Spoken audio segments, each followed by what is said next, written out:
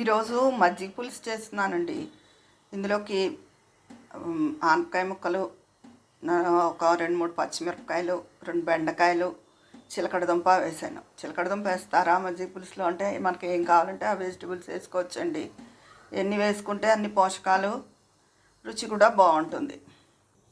ఇదిగో ఇలా కడాయి పెట్టుకున్నానండి. ఇందులోకి ఆవాలు, జీలకర్ర, మెంతులు, 2 ఎండుమిర్చి, ఇంగువ పోపు, తగినంత ఉప్పు, పసుపు వేసుకున్నానండి చిటికెడు. ఇప్పుడు కాస్త నీళ్లు పోసేసుకుని ఉడకనివ్వాలి. ఈ మజ్జిగ పులుసుని నేను 2-3 పద్ధతుల్లో చేస్తాను. ప్రస్తుతం చేసేది కొంచెం ఈజీ పద్ధతి.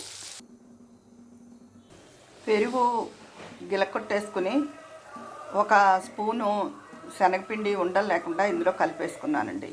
ఈ ముక్కలు ఉడికిన తర్వాత ఈ మజ్జిగ అందులో పోసేసుకోవాలి. ఇంకో వేపు ఈరోజు ఆలు గోబీ ఫ్రై చేస్తున్నానండి. కొంత గోబీ అదే క్యాలీఫ్లవరు, ఒక పెద్ద ఆలు చెక్కు తీక్కలే శుభ్రంగా కడిగేసుకుని చెక్కుతోనే ముక్కలు చేసుకుని వేసేసుకోవాలి.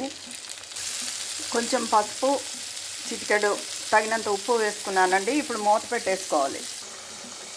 ఈ పులుసులోకి ముక్కలు ఉడుకుతున్నాయండి.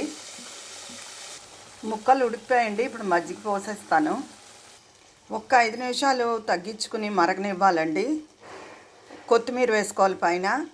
ఇంకా ఇందులో టమాటో, వంకాయ, ములక్కాడ ఇంకా అవి కూడా వేసుకుంటే చాలా బాగుంటుంది. నాకైతే ఈరోజు ఇంట్లో ఇవి ఉన్నాయి, అందుకని ఆనపకాయ, చిలకడదుంప, బెండకాయ వేసాను. ఇది ఎంతో రుచిగా ఉంటుందండి ఈ మజ్జిగ పులుసు. ఇది ఒక ఈజీ పద్ధతి. ఈసారి ఇంకొక పద్ధతి చూపిస్తాను. ఇది చాలా వరకు వేగిపోయిందండి. ఇప్పుడు ఇందులో కొంచెం మెంతి కూర వేసుకోవాలి. ఈ మెంతి వాసనతో ఈ ఆలు గోబీ మేతి ఫ్రై చాలా బాగుంటుందండి. ఇలా ఇంకా 2 నిమిషాలు వేయించాలి. ఇందులో కొంచెం జీలకర్ర వేసుకోవాలి. అయిపోయిందండి. ఎర్రకారం కూడా వేసేసుకున్నాను. ఉప్పు మొదటే వేశాను కదా. ఎంతో టేస్టీగా ఉండే ఆలు గోబీ మేతి ఫ్రై, మజ్జిగ పులుసు, ఇది ఈరోజు నా వంట. ఉంటాను. మీ విజయ పన్నాల.